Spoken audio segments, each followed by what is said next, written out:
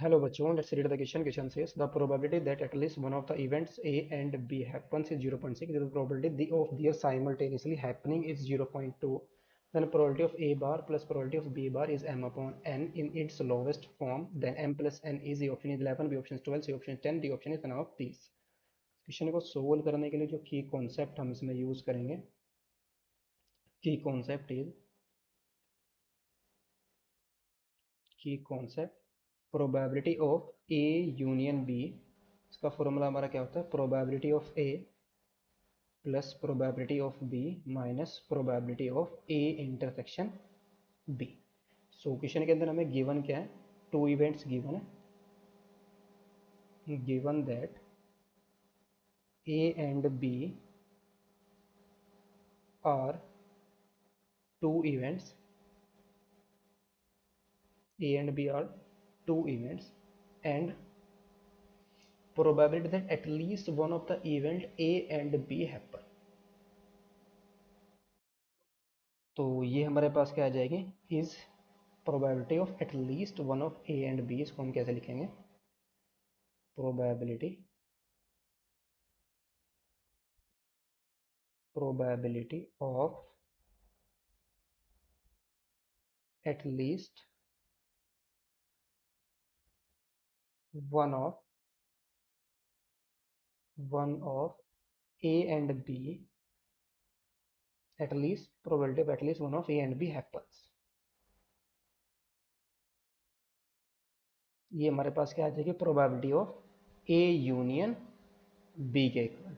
तो ये कितनी की वन है? This implies probability of A union B, ये हमारे पास है 0.6।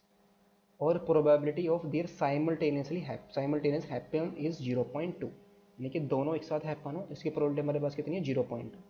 एंड ऑल्सो यानी कि जो हमारे पास probability of A intersection B given है, ये कितनी गिवन है? 0.2 के इक्वल गिवन है।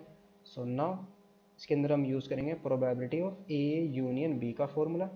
ये हमारे पास क्या आ जाएगा? Probability of A plus probability of B minus probability of A intersection B.